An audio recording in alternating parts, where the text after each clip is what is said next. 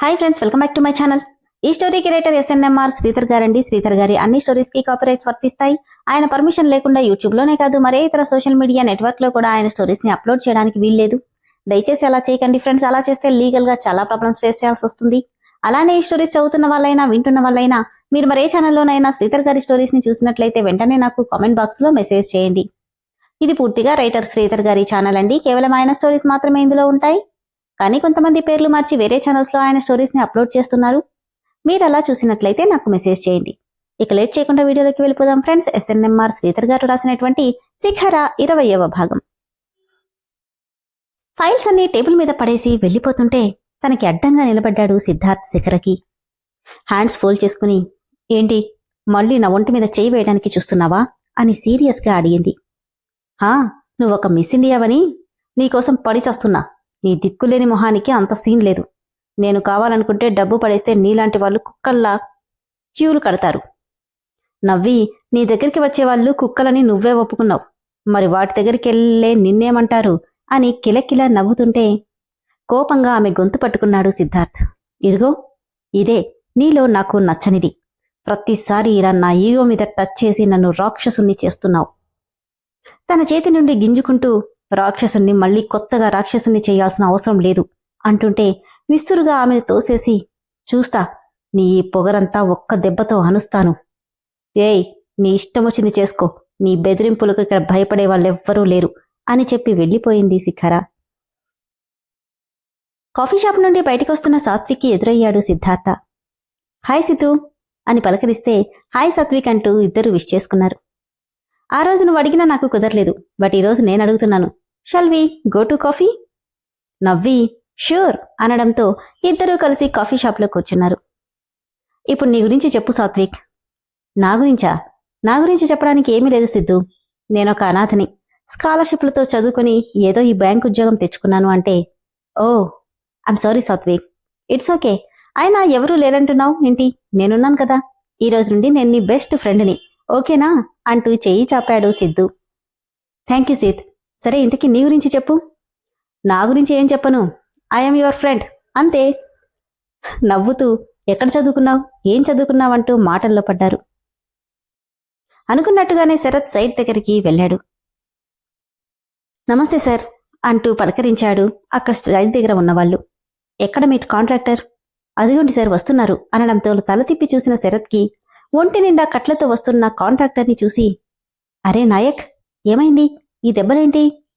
అదేం లేదు సార్, చిన్న యాక్సిడెంట్ అయింది అంతే అన్నాడు కాంట్రాక్టర్ డౌట్గా చూస్తూ. అంతేనా? అంతే సార్, ఇంకేం లేదు. సరే ఇప్పుడు చెప్పు. ఇక్కడ ఏవో అవతకతవకలవుతున్నాయి, నాతో డైరెక్ట్గా చెప్పాలి అన్నావు. ఏంటది? అసలు ప్రాబ్లం ఏంటి అని సీరియస్గా అడిగాడు శరత్.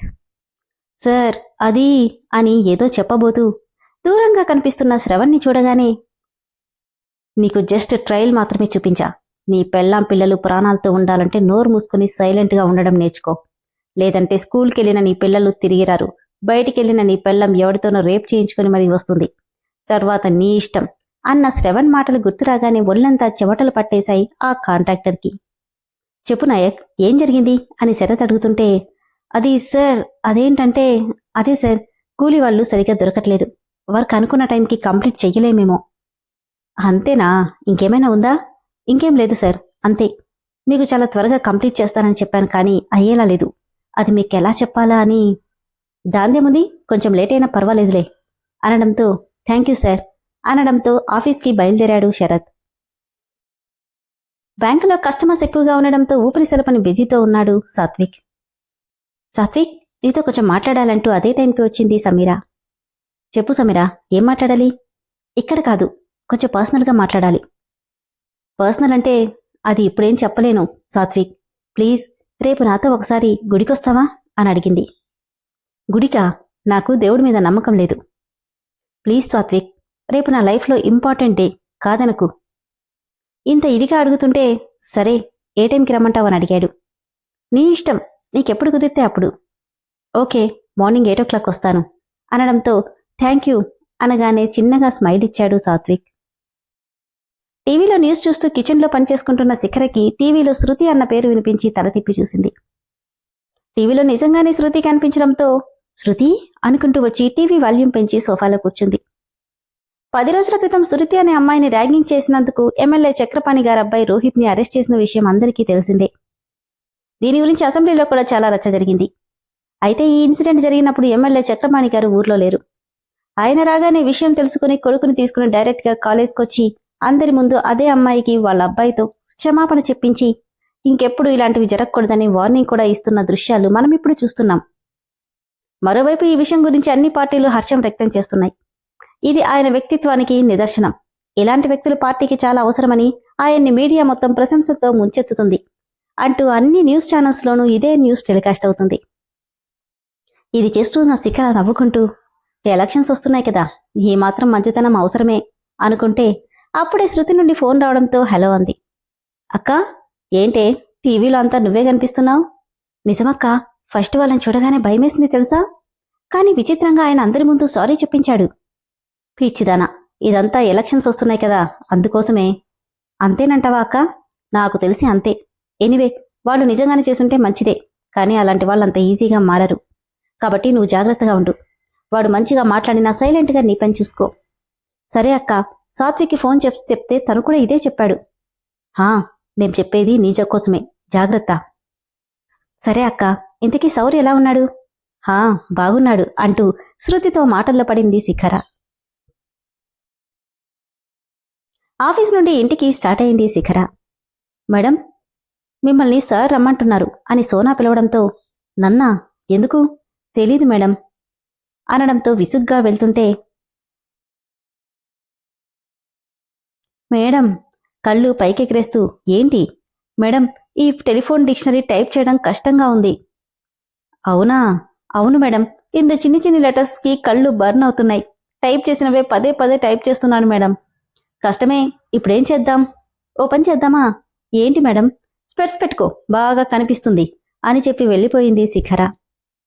దొంగమొహంది, సిద్ధు అనవసరంగా దీని దగ్గర ట్రైనింగ్ వేశాడని తిట్టుకుంటూ కూర్చుంది సోనా. ఎక్స్క్యూజ్ మీ సార్, పిలిచారంట అంటూ సిద్ధార్థ్ దగ్గరికి వెళ్ళగానే, నీతో నాకు కొంచెం పనుంది. నాతో నీకేంటి పని? పేపర్ వెయిట్ తిప్పుతూ, ఏంటే రెస్పెక్ట్ పోయింది, నేను నీ ఎండీని అంటే, అవునా, నాకు తెలీదే. అయినా నాకు ఎండీ అయితే నేను ఇలా రెస్పెక్ట్ లేకుండా పిలిచినప్పుడు నన్ను మెడపట్టుకుని గెంటుతాడు, అంతేకాని ఇలా చేతకాని మాటలు చెప్పడు. మీరు నిజంగా ఈ కంపెనీ ఎండీ అయితే నన్ను డిస్మిస్ చేసి ఆ మాట చెప్పు, అప్పుడు కాస్త రెస్పెక్ట్ ఇస్తాను అని పళ్ళు బిగబట్టి చెప్పింది శిఖర. గట్టిగా నవ్వి, అలా చేస్తే నాకేమొస్తుందే, నువ్వు హ్యాపీగా బయటికెళ్ళిపోతావు అంతేగా. బట్ నాకు అలా నచ్చదు. నిన్ను అందరి ముందు తప్పు చేసినట్టు నిలబెట్టాలి, అప్పుడు కదా నా ఈగో సాటిస్ఫై అయ్యేది అంటే సీరియస్గా చూసింది. ఏంటి, ఏదైనా గుర్తొచ్చిందా అని వెటకారంగా అడిగాడు సిద్ధు. తనకే కనుక శక్తుంటే ఆ కళ్ళల్లో కనిపించే కోపానికి భస్మమయ్యేవాడు. ఏంటి, అర్థం కాలేదా? అదే, నీలాంటి వాళ్ళకి ఇవన్నీ అలవాటే కదా. మాలాంటి వాళ్ళైతే పొరపాటున ఇలా జరిగితే సూసైడ్ చేసుకుని చస్తారు. కానీ నీలాంటి వాళ్ళు మాత్రం, ఎందుకులే, నీకు తెలిసినట్టుగా నాకు తెలియకపోవచ్చు అంటే ఆ మాటకి తెలియకుండానే అప్రయత్నంగా కళ్ళల్లో నీళ్ళొచ్చేసే శిఖరకి. వాటిని కళ్ళల్లోనే దాచేస్తూ, ఇది చెప్పడానికే పిలిస్తే అది చెప్పాల్సిన అవసరం లేదు, ఎందుకంటే నీలాంటి వాడి బుద్ధి ఇంతకు మించి ఆలోచించదు అని చెప్పి వెళ్ళిపోతుంటే తన చెయ్యి పట్టుకుని వెనక్కి లాక్కోవడంతో అతని గుండెల మీద పడింది శిఖర. దూరంగా వెళ్ళిపోతుంటే తన చుట్టూ చెయ్యేసి దగ్గరికి లాక్కొని, చెప్పానుగా నిన్నందరి ముందు నిలబడితేనే నాకిష్టమని అంటూనే తనని బలవంతంగా కిస్ చేయబోయాడు. ఏయ్ వదులు అంటూ విడిపించుకుంటుంది. ఎక్కడికెళ్తావు అంటూ తన చుట్టూ చెయ్యేసి తన ముందుకు లాక్కుంటున్నాడు సిద్ధు. ఏయ్, ఏం చేస్తున్నావురా, వదులు అని గట్టిగా విడిపించుకొని కొట్టబోతుంటే ఆ చేతిని అలానే మెలితిప్పి తన పట్టుని బిగిస్తూ, నీకా ఛాన్స్ లేదు బేబీ అని చెవి దగ్గర మత్తుగా చెప్తుంటే సిద్ధార్థ్ స్పర్శ తన ఒంటి మీద పెట్రోల్ పోసుకున్నంత మంటగా అనిపిస్తుంది శిఖరకి. నిన్నేమైనా చెయ్యాలనిపిస్తుంది బంగారం, జస్ట్ వెయిట్ ఫ్యూ మినిట్స్ అంటూనే తనని గట్టిగా హగ్ చేసుకున్నాడు. సరిగ్గా 3 నిమిషాల తర్వాత విసురుగా ఆమెను తోసేసి, ఇప్పుడెళ్ళు, నీతో నా పని అయిపోయింది, ఈ రోజుకిది చాలు అంటూనే చైర్లో కూర్చున్నాడు. సిద్ధార్థ్ ఏం చెయ్యాలనుకుంటున్నాడో అర్థం కాక అసహ్యంగా చూస్తూ వెళ్ళిపోయింది శిఖర. బయటికి రాగానే స్టాఫ్ అంతా తనని అదోలా చూస్తూ గుసగుసలాడుకుంటున్నారు. ఏంట్రా ఇది ఇలా వస్తుంది, చూస్తుంటే ఏదో తేడాగా ఉందే అని అంటే, ఏముంది, ఎండీకి ఈవిడికి పడట్లేదు, లైన్లో పడ్డానికి ట్రై చేస్తున్నట్టుంది. ఇంతకీ ఈవిడ లైన్లోకి వచ్చిందంటావా? నీకెందుకొచ్చిందా డౌటు? అంటే తనకి ఆఫీస్లో ఆడపులి అని పేరు కదా. పిచ్చోడా, అది మన దగ్గర అక్కడుంది, కొన్ని కోట్లకి వారసుడు, ఒక చూపు చూస్తే లైఫ్ సెట్ అయిపోతుంది అనుకుంటూనే వీళ్ల మాటలన్నీ లైవ్లో చూస్తూ, మిస్ శిఖరా, నువ్వు నాకు లొంగిపోయావా? ఈ పేరు చాలు నాకు అని గట్టిగా నవ్వుకుంటున్నాడు వీడియోలో నుంచి ఇదంతా చూస్తున్న సిద్ధార్థ్. ఆ మాటలు చెవుల్లో పడుతుంటే విసుగ్గా వచ్చి చైర్లో పడింది శిఖర. శిఖరా, ఏమైందే? ఏం లేదులే. మరి నువ్వేంటి ఇలా ఉన్నావు? ఎలా ఉన్నాను అనుకుంటూ మొబైల్లో చూసుకోగానే హెయిర్ అంతా చెదిరిపోయి డ్రెస్ మొత్తం నలిగిపోయి చిందరవందరగా ఉంది ఫేస్ అంతా. అప్పుడు కానీ అర్థం కాలేదు శిఖరకి తనెందుకు అలా చేశాడు. శిఖ, నీ గురించి అందరూ ఏదోలా మాట్లాడుతున్నారు అని ప్రీతి అంటే ఏడిచారు. మురిగే కుక్క కరవదు అని అక్కడి నుండి వాష్రూమ్కెళ్ళింది. ఈ అమ్మాయికింత ధైర్యం ఏంటసలు? దేనికి చలించదు అని శిఖర్ని ఆశ్చర్యంగా చూస్తుంది ప్రీతి. నీ విషయంలో నా ఈగో అంత త్వరగా చల్లారదు బేబీ, ఏదో కొంచెం చల్లారింది అంతే. నీ సంగతి అయ్యింది, ఇక శిశింద్రిగాడి పని పట్టాలి. రే బుడంకాయ్, నా మోకాళ్ళ వరకు కూడా లేవు, నన్ను అడ్డంగా బుక్ చేస్తున్నావు కదా, నీ సంగతేంటో ఈరోజు తేలుస్తాను అనుకుంటూ శిఖర దగ్గర సాటిస్ఫై అయిన సిద్ధార్థ్ డైరెక్ట్గా సైట్ దగ్గరికే వెళ్ళాడు. ఈ డైనోసార్ అంకుల్ బ్యాచ్కి నేనంటే ఏంటో బాగా అర్థమై ఉంటుంది. ఇక పొరపాటును కూడా నా జోలికి రారు, నేనంటే భయపడిపోయి ఉంటారు అని వస్తున్న శౌర్య ఎదురుగా కనిపిస్తున్న సిద్ధార్థ్ని వాళ్ళ ఫ్రెండ్స్ని చూసి షాక్ అయి ఉన్న చోటే ఆగిపోయాడు. విన్నారు కదా ఫ్రెండ్స్, మెల్లిమెల్లిగా సాత్విక్ సిద్ధార్థ్ ఫ్రెండ్స్ అవుతున్నారు. శిఖరని అన్ని విధాలుగా టార్గెట్ చేస్తున్నాడు సిద్ధు.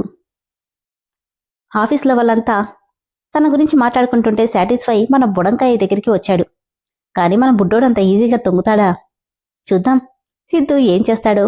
దాన్ని శౌర్య తిప్పి కొడతాడో, మళ్ళీ సిద్ధార్థ్ని వాళ్ళ ఫ్రెండ్స్ని కలిపి అడ్డంగా బుక్ చేస్తాడు. స్టోరీ అయితే చాలా చాలా ఇంట్రెస్టింగ్గా ఉంది ఫ్రెండ్స్. మీకు తెలియని విషయాలు చాలా ఉన్నాయి, కొద్దిగా అంతా క్లియర్ అవుతుంది. కాబట్టి ఈ స్టోరీ నచ్చిన వాళ్ళు ఇమ్మీడియట్గా మెంబర్షిప్లో జాయిన్ అవ్వండి. Thank you.